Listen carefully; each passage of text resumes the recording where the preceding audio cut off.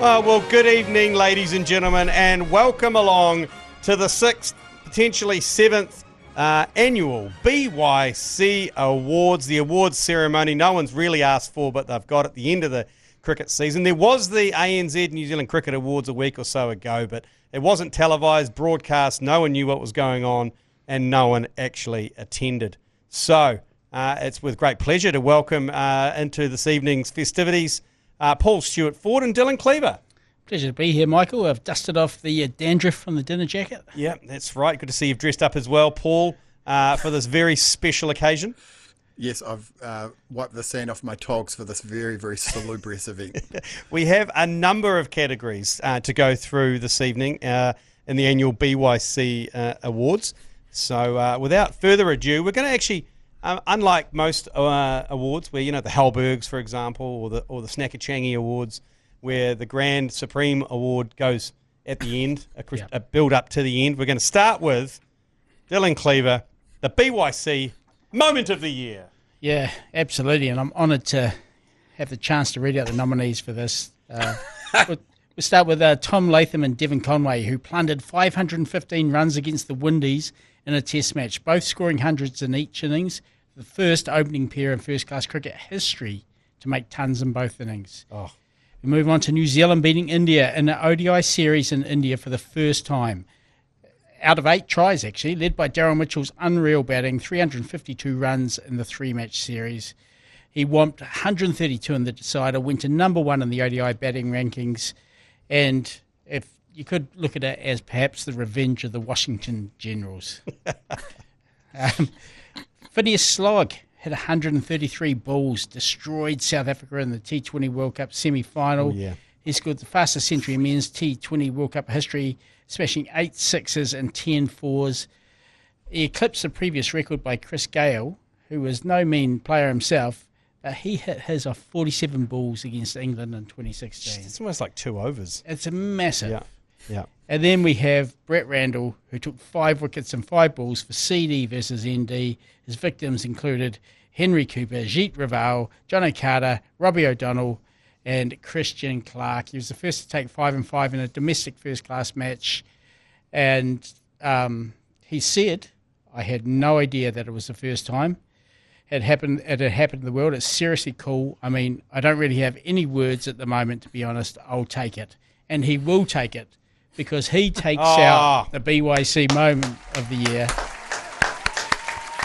Congratulations to Brett Randall. Well, he did the impossible. He took the Plunket Shield inside the homes of millions of people who follow that on YouTube. And Mike, as you would know, you've met plenty of Indians who love it. So. Yeah, that shocked me to my core when I bumped into some Indians who said that they love their Plunket Shield on YouTube. I was like, Jesus Christ. I can tell you, I've been reading the blogs on the Association of Cricket Statisticians and Historians, and they have been absolutely foaming out of every orifice about this achievement. So well done, Brett Randall. Well done. Okay, on to the second category. Paul Ford, the Alternative Commentary Collective's Commentary Moment of the Year. Yeah, massive one for the ACC. The only reason why we do all this stuff, really, let's be honest. The previous winners include Jason Hoyt's World Test Championship call and Pommy and Bungwa's Jimmy Neesham. What do you have for food? I know what he has for food. We asked him in an interview. Pasta. There you go. It wouldn't have been so good if he'd said, Jimmy Neesham, he has pasta for food. It's just not quite Jimmy the same. Neesham, he eats pasta for food and takes screamers. Right, we've got a few nominations for this one. First of all, the self-loathing of the Alternative Commentary Collective commentary team as the West Indies delivered a gloriously defensive, grinding batting effort with 2 steamers missing against a toothless New Zealand attack. Justin Graves, 202 not out, and saved the test match. I don't know if I've ever heard anyone say, "I'll just have a bloody go, mate," so many times in test match cricket commentary. Number 2, Ravi Shastri not knowing the score when India won the World T20 final, announced that it was 9 wickets down and then said, "Oh no, it's actually all over." I thought that was good. Very, very ignominious piece of commentary from him. It's been called a brain fade by professional commentators who don't have jobs anymore, that's okay. Dylan's nomination is for the extremely controversial, my God, the syrup suckers comment, Christ's College, and the Barbara Streisand effect that kicked in after the headmaster kicked up a complaint. God bless you, Scotty Stevenson. Another nomination from me, actually. All sorts of stuff that was said at the ACC event featuring the hairy javelin. Oh, yes. Yeah, just multiple things, that one. But the winner is actually from our fabulous producer, Joe Jury. And this is you, Michael Lane. This is the Birds and Bees chat late on day 2 of the first Shields test match. into Latham, short, ducks underneath it. Listen, okay, here we go. Gather around. All right, okay. Gather around. It was late, by the way. Mate. It was very late. It was 7:30 at night. To make a baby, Oh, God. a woman, i.e. mummy, needs an egg. Now, mummy at home, if you could just raise your hand. Yeah. Okay, mum, raise your hand. When I say egg, I'm not talking about a chicken's egg, okay? That'd be weird. She doesn't lay eggs like a chicken. It's an egg that she keeps inside her. It's a tiny little thing. It's not something you can turn into scrambled eggs or egg benny or pancakes. This might be the end of us. Although, could you... And a man, he needs a seed, okay? Oh, God. I'm not talking like a seed that you plant in a garden, but you do plant it as such. Is this a wide delivery by... How am I doing? This seed is called a sperm, or spermy, okay? Yeah, so far so good. Yep. And when a man and a woman love each other, okay, very, very much, Well, sometimes not that much, but anyway. the sperm can meet up with the egg, and a bit of a scramble goes on, okay? Inside the woman's body, okay? That starts the baby growing inside the mummy. Zing. Just cut away, out to the boundary for 4 by Latham. So never has a boundary been so so needed. And it's an explanation for that as well, because that was day 2 maybe, or day 3, I don't know, but it was a day that went on about an hour and a half longer than scheduled. I think they went well into past 7:30, and people were listening to the commentary over dinner with the kids, and they were asking if potentially we could tone it down a little bit. And I turned it into an opportunity to educate some children. So I told them to turn it up and gather the kids around the table, and then we'll give them a Birds and Bees chat. So I'm honoured to take that out, actually. Thank you very much. Thank you.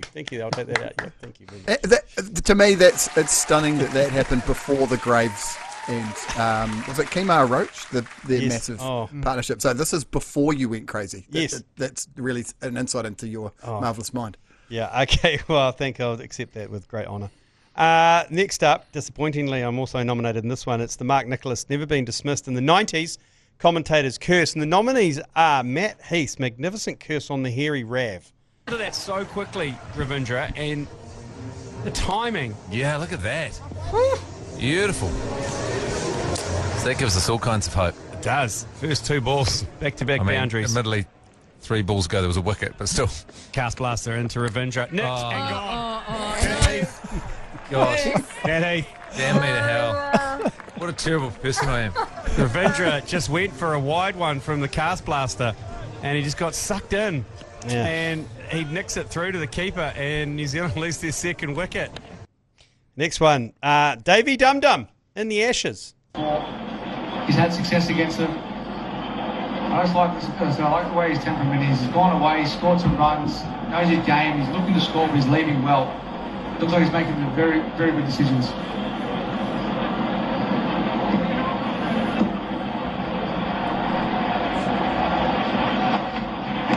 Ball played on. Archer's got 2. So that is Davy Dum Dum on Labuschagne as well. It was an absolute cracker. And the final nomination, unfortunately, is me also on the Hairy Rav. Looks so good, Ravindra. I can't think of a New Zealand batsman that looks as good as Ravindra does at the crease.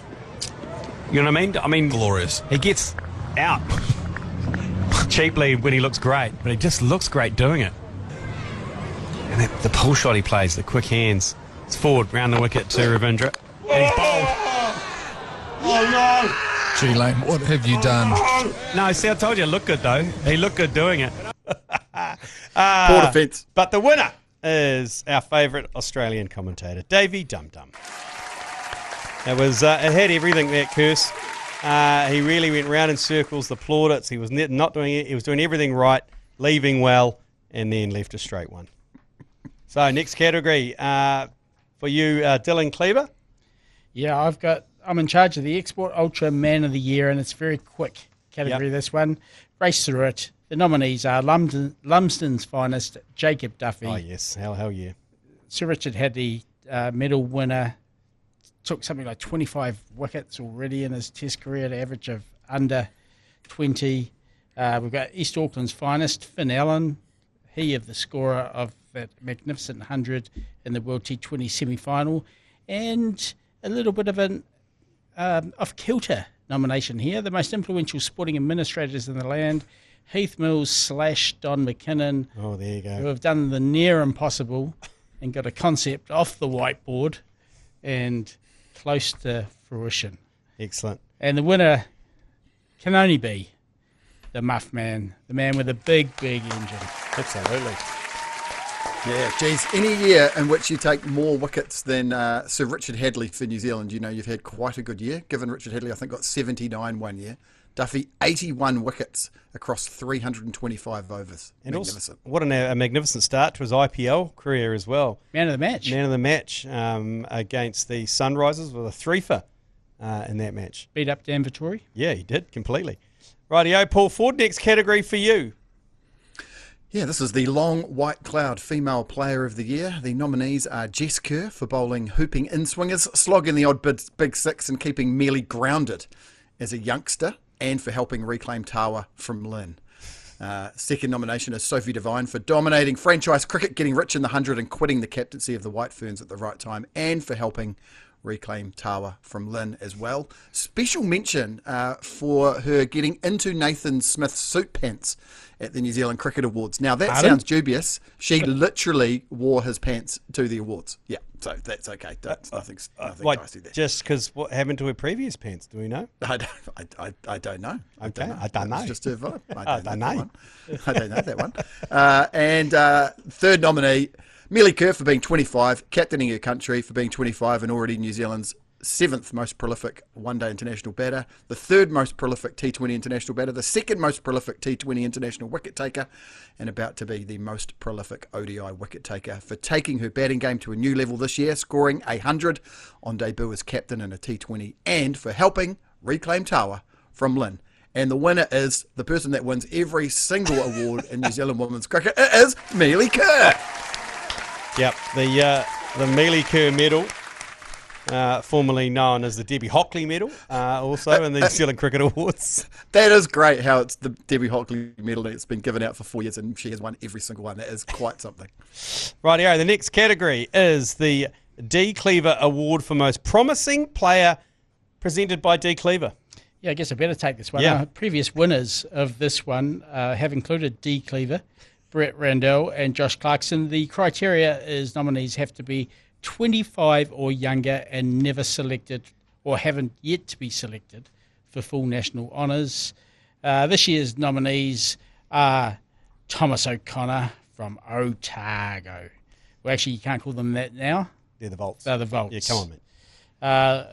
Lachlan or Lockie Stackpole from Auckland, to which Paul Ford has got a fun fact, I believe.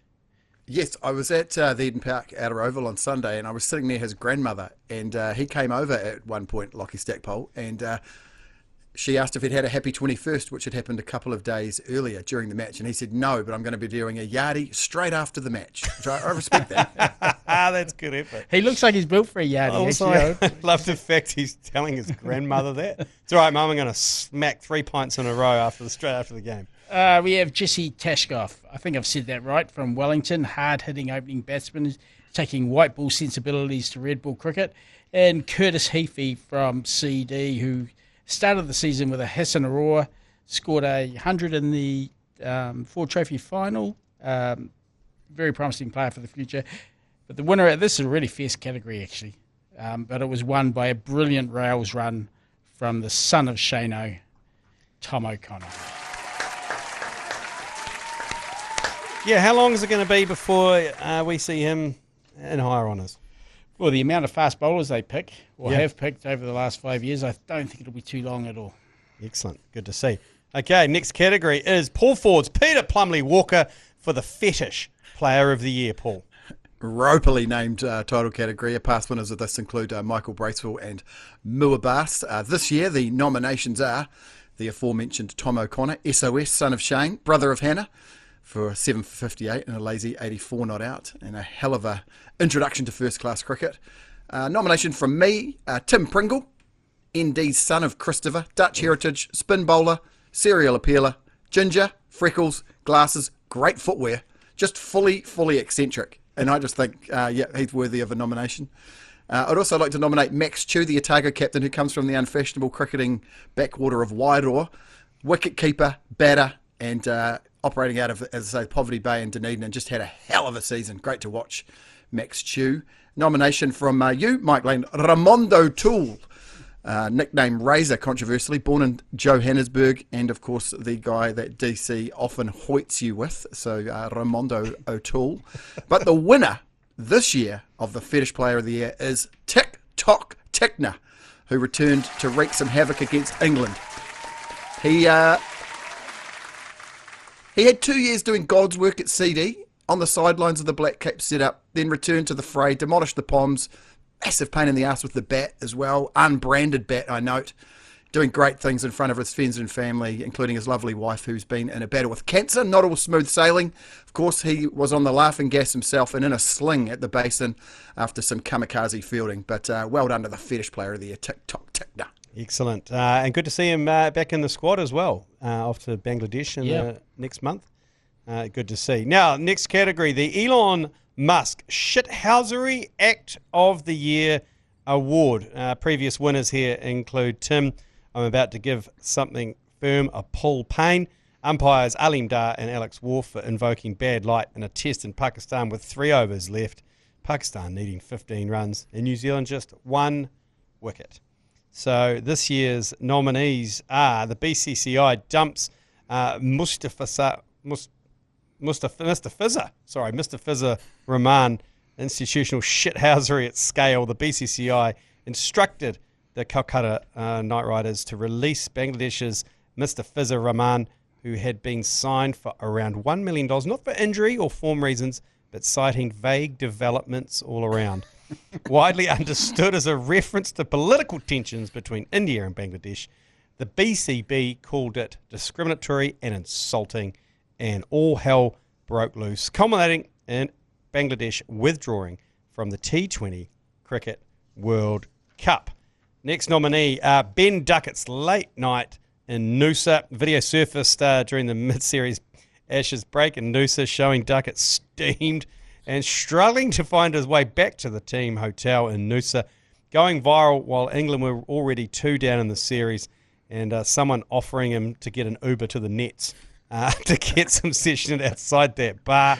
And the next nominee, the senior figure in New Zealand cricket circles, that's in inverted commas, who publicly described the NZ20 a rebel league, forcing New Zealand cricket to write a grovelling letter to Jay Shah. But the winner is Bangladesh wounder Mahidi Hassan Miraz for running out Pakistan's Salim Allah Agha for 64 while the batter was attempting a courteous gesture to pick up the ball for the bowler, who promptly sprinted to the stumps, appealed for a run out, and started carrying on like a massive tool. Congratulations, Mahidi Hassan Miraz. You are a wounder. Next category is the Most Epic Fail Award. And the previous winners include Devon Conway, who punched his bat when being dismissed, broke his hand, and missed a relatively important tournament.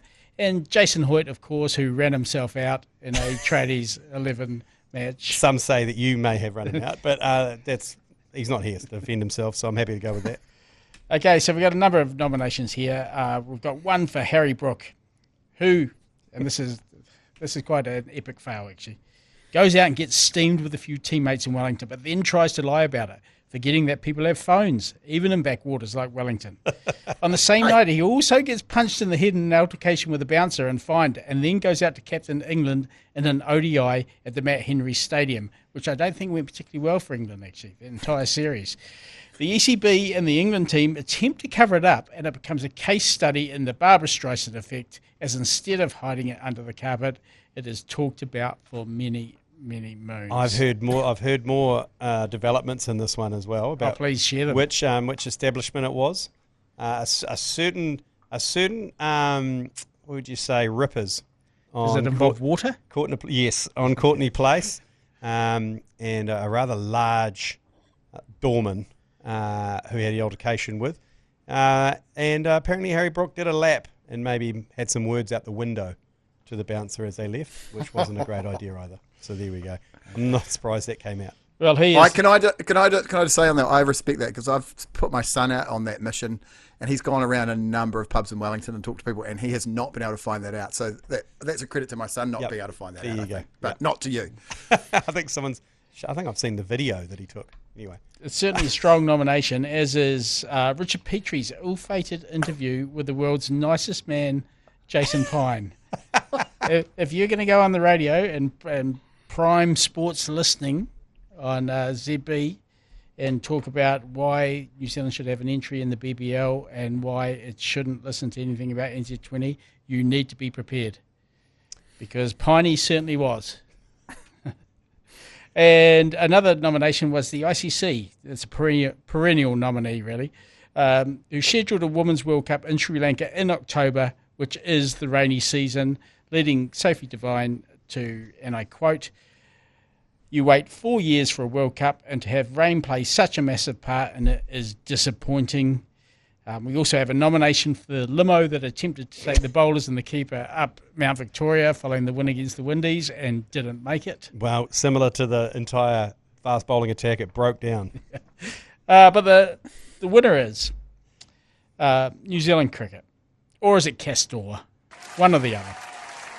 New Zealand don't wear beige in the game to honour the 20th anniversary of the original Beige Day Out, as the clothing makers Castor, or is it Castore? I don't know. One or the other, did not have time to get them made. One word for that: lame. Yeah, that's right. And I mean, look, there's plenty of shirts available in Paul Ford's basement that I think we could have just stuck their logo on it. Yeah, we wouldn't have minded, the Beige Brigade, for them to wear that. But yeah, the 20th anniversary of the first ever T20 International, that glorious match at Eden Park, which everyone treated as a bit of a joke, turned out to be quite a seminal moment in T20 history. And it was a bit of a shame. I think it got affected by weather as well, that series too. That particular game as well. I think they get washed out, that game. 13 balls. Yeah, there you go. It wasn't a good season for commemorative shirts either, because Otago Cricket got one specifically made in Southland colours Yeah. for a game at Queen's Park in Invercargill. They never got to wear them. They never let up. Not a single ball bowled in that match. Oh, no. Paul Ford, next category, the Kodak Award for Sexiest Cricket Shot of the Year. Yes. Previous winners of this include Ross Taylor's flick over square leg to win the World Test Championship, and Kane Williamson's square drive to beat two cover sweepers en route to a last ball win versus Sri Lanka. This year's nominations: Will Young's flick over myself and my beloved at the Basin Reserve during a match-winning century against Canterbury. Number 2 was Mitchell Santner's 103-metre 6 off Adil Rashid at the Cake Tin. Absolutely smoked it. Pretty limited number of players in that club, but he has joined them. Another nominee is the debutante, Kayla Reineke, who dispatched a Susie Bates delivery for 6. One of the most hittable balls of all time, off the final ball to give South Africa a thrilling win in the most recent first one-day international. It was the first ever women's game decided with a 6 off the final ball. And Glenn Phillips, who played an extraordinary switch hit cover drive, which is not the normal go-to for a switch hit, off Devon Foxcroft during the Otago versus Central Districts match in the Super Smash. And the winner of this one is the BYC Element, has rendered it a shoo-in for Young's big effortless 6, which I really did try to catch, but I couldn't get there. Sure. You've you're actually taken a real screamer at the Basin Reserve, as I remember. Again, it was a one-dayer against Pakistan, and we were Off Matt Henry, yeah. and we were in the caravan and outside the cricket museum. And if that had actually hit, you actually leant in front of the caravan, cupped it in front. If it had hit the glass, I'm sure there would have been shards of glass all through Lee Hart's head and face. But you, cool as a cucumber, just caught that flat 6 and just tossed it back like it was no problem. So The worst thing about that is there's such limited footage of it, because at that time in particular we were hated so much that they were doing everything they could to not show the caravan on TV. That's true. They didn't even play a replay of the 6. That's right. Anyway, we're going to take a quick break and we'll be back with the remainder of the BYC Cricket Awards.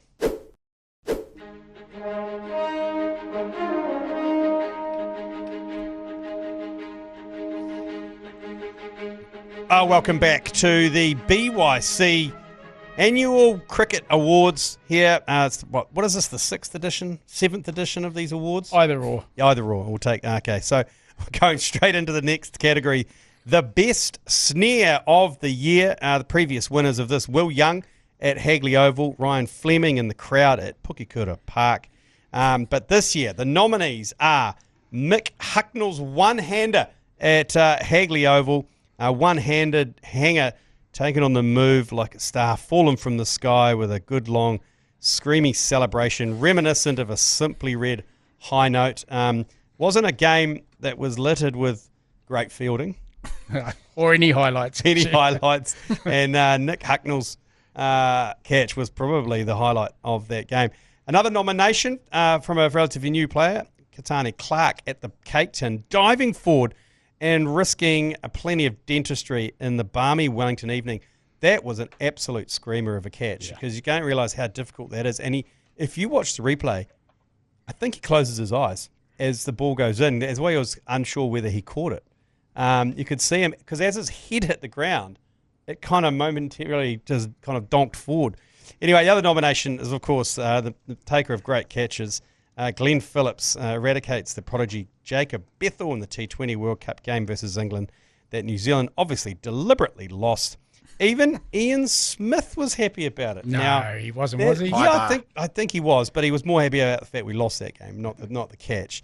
But the winner is Katane Shades of Sneds at the MCG Clark with a catch on debut in Wellington. Absolutely, I think it was almost his first touch of the pill at international T20 cricket, so congratulations. Moving right on to the Summerset Village Award for the most significant retirement. In previous years, winners have included Katie Martin and David Effing White, a.k.a. Bum. Don't call him Bum, though. Don't call him Bum. That's what it says on my notes. Don't call him Bum. It doesn't say that. You've just put that in yourself. I'm just doing a Ron Burgundy here. I'm just reading what's in front of me. You know how much he hates that, and you've decided to put it in there. It's outrageous. Bum. We've got several nominations. We have Heath Mills, who joins the list of New Zealand's greatest trade unionists, alongside the likes of Finton Patrick Walsh, Ken Douglas, Michael Joseph Savage, and Helen Kelly. Oh, what a lineup. We have Sophie Devine, who called time on one-day internationals after the Women's Cricket World Cup. She's played in every batting position, become the third woman to hit 4,000 runs and take 100 wickets, and played just shy of 20 years in the format. We have Dion Nash, the former all-rounder, the NZCPA founder and men's grooming king, who lasted a full 390 minutes on the NZC board after the supportive NZ20 Caveat-a-thon emerged from New Zealand cricket. And in a similar vein, although a little bit earlier, we have the outgone NZC CEO Scott Wienink, who stepped down from his role because he, quote, did not wish to create ongoing instability by continuing without the support of some key stakeholders. And we also have as a nomination Kane Stewart Williamson, who retired, but wait a minute, just from T20s. Ooh, I thought you were going to break some news here for a sec there, GC. You can't be breaking news in the BYC Awards. Did a little pregnant pause there to get everyone worried. You can't be doing that. He played 93 T20I games. He scored 2,575 runs. He played 3 World Cup semi-finals and a final. Actually, one of his finest hands was in the final in Dubai, I think it was, where he scored 80-odd against Australia in a losing cause. He's New Zealand's second highest T20I scorer. He went on record saying, quote, "It's the right time for myself and the team, and that the squad needed clarity heading into the T20 World Cup cycle." But the winner is TVNZ's free-to-air cricket coverage. What a stint. Yeah, what a stint that's been. After it completed the rights deal signed by Spark Sport, RIP, to broadcast cricket in New Zealand in April 2020. Spark Sport closed in 2023 and TVNZ assumed the mantle the following year. NZC and Sky have agreed terms on a 6-year deal from the 2026-27 season for the Black Caps and White Ferns home internationals. So It was a good run, wasn't it? goodbye free-to-air international cricket coverage, but maybe not goodbye free-to-air cricket coverage full stop. We'll have to wait and see. Yeah, watch this space. This is the category for the best player name. Note that de Kock has not forced himself into the nominees this year. Oh, there must be some goodies then. I don't know if you guys are going to hoit me through these ones. Shivam Dubey from India. Is that how you say his name? Dubey. Perfect. Hard Dick Panya, which I found out in the final I called Soft Cock Panya. To the crowd, didn't go down that well. Arsdeep Singh, also from India, great bowler. Ruben Trumpelman from Namibia. Fuck is a man, a perennial nominee from Pakistan. JJ Smuts from Italy. Lokesh Bam. What a name for a T20 player. That's perfect. Sounds like a Flintstone. Lokesh Bam from Nepal. Queena Mafaka from South Africa. Jason Smith, also from South Africa. Terrible batsman. Fazakhal Faruqi from Afghanistan. And Darwish Rasuli, also from Afghanistan. And the winner is Queena Mafaka from South Africa. Mafaka, everyone's favourite fast bowler, came out here and did his motherfucking best. Moving on from the Mafaka, this is the holy shit, I never expected that to happen award. Previous winners include Ajaz Patel's 10 wickets at Mumbai and Brendan McCullum becoming the rebel king of England cricket. First nomination is the Volts Young Bucks, who went within a bee's dick of winning the Plunket Shield for the first time in a million years, only to be pipped by a statistician's wet dream, a net runs per wicket countback to Canterbury. To Babar Azam, who threw a public tantrum after Bubble Boy wouldn't give him the strike in the Big Bash League. Smith then hit 32 off the over, and Baby Bubba got out the next ball he faced. New Zealand seam bowler Mr. Darcy, who reclaimed his birth name, Matt Henry, by taking over a multi-billion-dollar sponsorship of the Wellington Regional Stadium, following on from Sky Television and Westpac. Nomination of Tim Robinson, who scored a century versus Australia after being a late addition to the team. I think they were 3 for 6 as well. This is the game in which, the practice in which Rachin Ravindra suffered major lacerations to his face during fielding practice, which seemed to include diving headfirst into advertising hoardings. Reasonably unusual approach. Nomination for you, the ACC Head G Lane, on a Mission Impossible flying to Ahmedabad for the T20 Cricket World Cup final, with the decision-making just so bad to head to a dry state, hosting the final 72 hours before the first ball was bowled. The good news was the game was all over 30 minutes after that. So It's too soon. See, I didn't hear you laughing at that. A guy called Yuvraj plundered a century against New Zealand for Canada. Did not expect that to happen. And the final nomination is everyman Cole McConkey, who did Cole McConkey things for New Zealand in a World Cup semi-final and the game before. Pretty extraordinary stuff, and only featured really in the World Cup because of a dodgy hamburger. Thank you, Mitchell Santner. The winner, though, is, and I'm going to go outside the nominations, which are very strong. The winner is South Africa defeating Pakistan in the greatest T20 of all time. The regular game ended in an agonising tie, and it was followed by not one, but 2 even more agonising super overs, 1-6 away from heading to a third. I've got to ask, has ever an awards host been nominated for so many awards himself? I haven't pre-read this document, so I'm surprised as anybody, Dylan. Okay, we're moving on to it's a fine line between an award nomination and a drive-by. Yeah. We're moving on to the Davy Dum Dum Most Punishing International Cricketer of the Year award. Always a favourite category. And the nominations are Marnus Labuschagne, just because. Arshdeep Singh tried to pick a fight with the son of a Mitch, and I can promise you it's a fight he'd lose. Jay Shah from India, not a player or a player, but he thinks he is. Oh, God, that guy. Trisham Stubbs for whomping a 6 off the last ball of the super over match against Afghanistan. Zach Crawley, picked for England only because his father owns a golf course. Allegedly. What if I'm ever going to get picked for a team and that's the reason why, I'll take it. And the winner has to go to, I think it has most years, goes to Marnus Labuschagne. Oh, he's undefeated. He's back-to-back.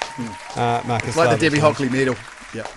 Yeah, we'll rename it. We have to rename it. Davy Dum Dum's got the in there, isn't it? It's going to be the Marcus Labuschagne.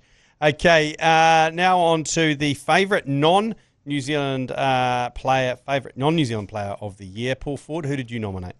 My nomination for this is Ben Menenti, who plays for Italy, but is clearly an Australian club cricketer. I think he plays state cricket for South Australia, but also he plays cricket in that old school Australian way, just getting into fights with everybody under the sun. And he's forgotten that you're meant to be quite a good guy in international cricket these days. He doesn't give a shit about that. He's just throwing 3 sheets to the wind, pulverising every delivery, screaming and yelling at everyone and taking the piss out of everything. Ben Menenti from Italy. Excellent. Well, my nomination is Kaveem Hodge from the West Indies, purely for his theatrics when he got hit in the groin over the summer and basically leant into the stump mic and let it be known that he'd been hit in the testicles with a whimpering, crying sound at the crease. He went straight to the top of my pile as favourite non-New Zealand cricket player. And my nomination, he's already been mentioned once in this awards ceremony already, but Yuvraj from Canada. Oh, okay. That's not a bad one. Okay. Just an epic century. Yeah, and the winner is, well, it's going to have to go to Yuvraj, I think, from Canada for the favourite non-New Zealand player of the year. We're going to take another quick break and we'll be back with one of the most anticipated awards of the BYC Awards, the Bat Chat of the year. Bat Chat. Well, it was a segment that thundered into the BYC universe earlier in the year and really took off and struck a nerve with every single cricket tragic out there, Dylan Cleaver and Paul Ford. You regaled a couple of stories yourself about your favourite bats, and then all of a sudden correspondence came in. Then GM came on board and we had Ververs to give away. We had bat collectors sending us in pictures of their collections, people pining after old bats, people sending us love letters to former bats. Dylan Cleaver, I'll let you go to the Bat Chat Bat of the Year. Yeah, well, we got a couple of nominees, and one was Johan Lane, the West Indian bowler / all-rounder, who brought Crown bats back onto the international stage. And this was really meaningful for a lot of people, including, I would imagine, Chill Blaine, Tony Chill Blaine, who used to write the BYC lovely letters from Whitby, and he was firm in the belief that Crown made the best bats in the world. So it was lovely to see that little family business back in the limelight. Courtney Clark gets a nomination for bringing out a bat called Taz. Wow, the Taz. The Taz. Was that international cricket? Was that a former Grant Elliott? Was he involved in a bit of Taz bat? Yeah, I think so, yeah. That's the only other person I knew who operated. Or was Taz. he Buzz Bats? He might have been Buzz. Was he Buzz Bats? Buzz and Taz. So. Well, there we go. Yeah. And there could have been actually, this is a very late, in fact, right now, nomination for the JK bat used by Jake Weatherald in the Ashes, which was basically made by his mate. So that was a cool story. But the winner, there can only be one winner of the Bat Chat Bat of the Year, and it has to be the GM Verver. Oh, Great sponsors plug there. The good bastards at GM got right behind the bat chat and gave us 3 beautiful blades to give away. One that we actually ended up putting up for tender to help out with the Luke Woodcock Give a Little page. So, yeah, could only be one winner this year. Excellent. Okay. I saw that bat described. It reminded me of you, Michael. It said that it had an attacking profile, a dominant lower middle, a thick toe, and a face for power hitting. I'm flattered.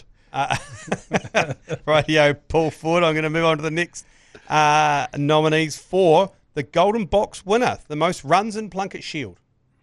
Yeah, well, last year it was Mick Hucknall, I think. Yeah. Nick Kelly, 749, and the winner this year was none other. I mean, he nearly went full Bradman. He was decimal points off full Bradman. Harry Nips Nichols from Canterbury with 870 powerful runs. Never in doubt, was it? Never in doubt. No, and he played one game less than a lot of people. Only played 7 in an 8-game series. Like, he could have been the first player in the 8-match era to get 1,000 runs. Right, okay. Now on to Dylan for the Silver Sweatband winner, the most wickets in Plunket Shield. Yeah, last year the winner was Logan Van Beek, who took 36. The winner this year is the one, the only Raimondo Toole from CD. 35 wickets. Still think you're trolling me with Raimondo Toole. That's one of the great names. Just relentless left arm over the wicket. I think he's from Manawatu, I believe. His nickname is Razor, which is very similar to Michael Ray's, but Michael Ray's is Zor because he's already got the Ray, so that's okay. But he does have his own hashtag, Raimondo Toole, and guess what it is? Here it is, All Day Ray. Sounds like a very Neil Wagner type thing to say.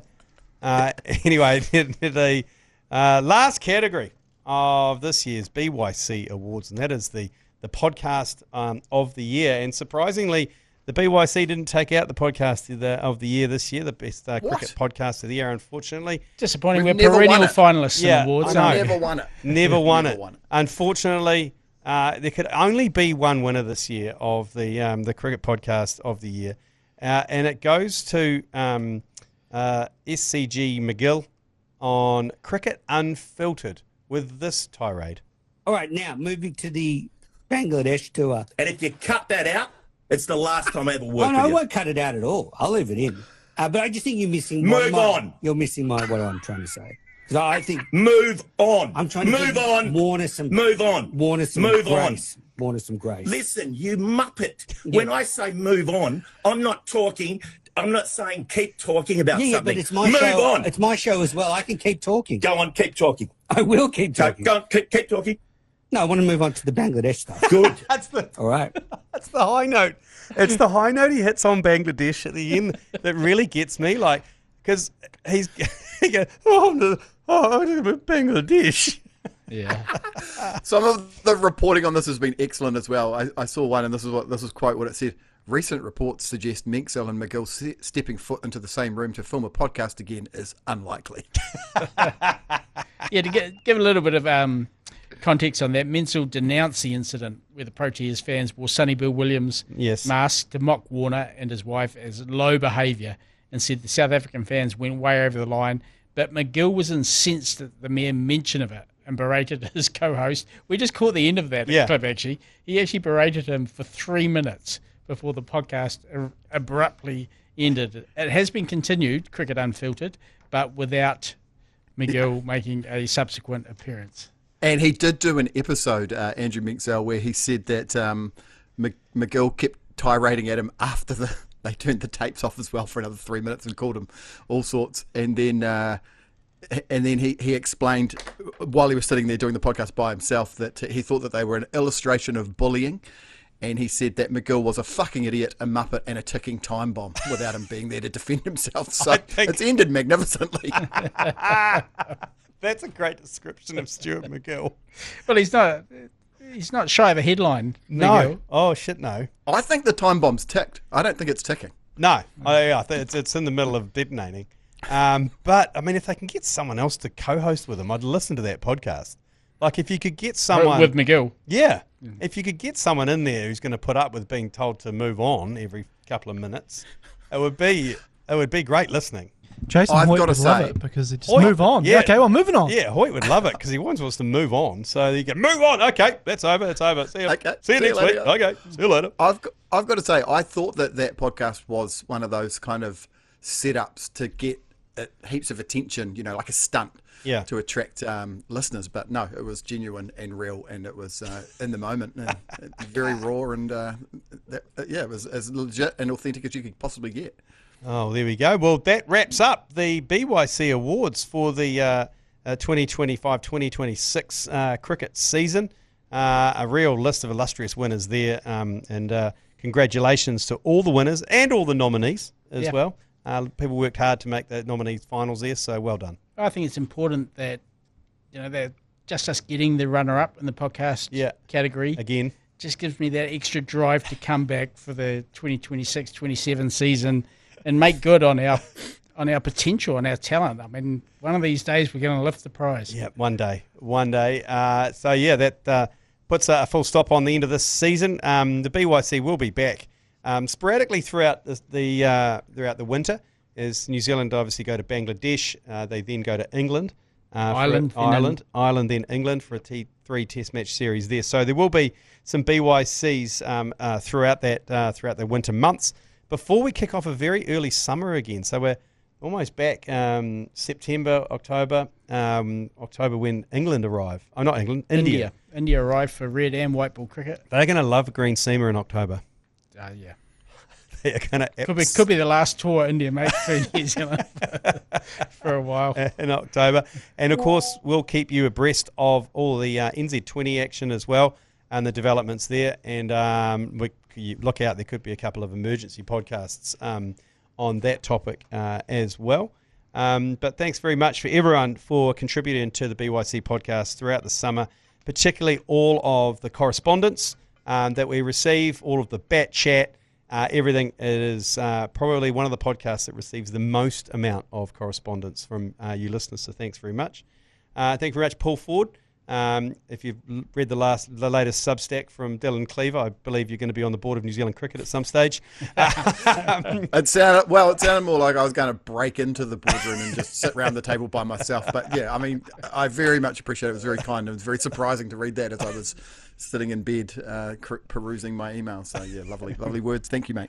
There we go. Thanks very much. Thanks for joining us, and stay safe out there. Thanks very much.